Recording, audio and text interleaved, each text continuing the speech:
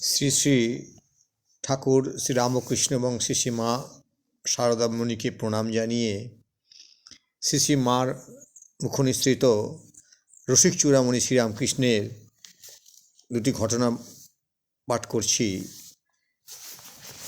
স্বামী গম্ভীরানন্দজির শ্রী মা সারদা দেবী বই হইতে। রসিক চূড়ামণি শ্রীরামকৃষ্ণের রসিকতার একটি দৃষ্টান্ত বড় উপভোগ্য। শ্রী মা বলিয়াছেন, কামার পুকুরে লক্ষ্মীর মা আর আমি রাঁধতুম। একদিন খেতে বসেছেন ঠাকুর আর হৃদয়। লক্ষ্মীর মা ভালো রাঁধতে পারত।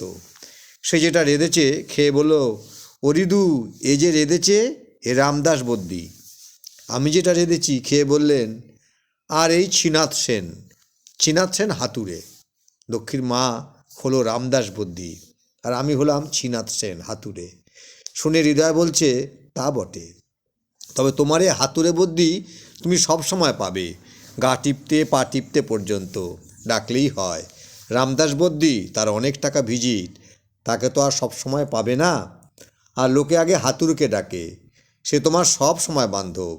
ঠাকুর বললেন, তা বটে, এ সব সময় আছে। আবার আরেকটি ঘটনা। ফোড়নের উপর শ্রী শ্রী ঠাকুরের একটা বালক সুলভ প্রীতি ছিল। একদিন ভাতুষপুত্রী লক্ষ্মীকে ডাকিয়া বলিলেন, লক্ষ্মী, 4 পয়সার 5 ফোড়ন কিনে নিয়ে আয় তো। তারপর সীমাকে বলিলেন, 5 মিশুলি ডাল করো, এমন সম্বারা দেবে যেন শুয়োর গুঙায়।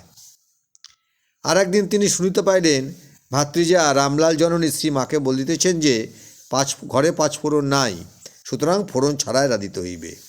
তিনি শুনিয়া বলিলেন, সে কি গ, 5 ফোড়ন নেই তো 1 পয়সা আনিয়ে নাও না, যাতে যা লাগে তা বাদ দিলে হবে না।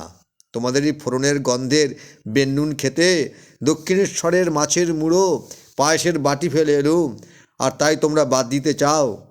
রামলাল জননী লজ্জা পাইয়া তখনই ফোড়নের ব্যবস্থা করিলেন।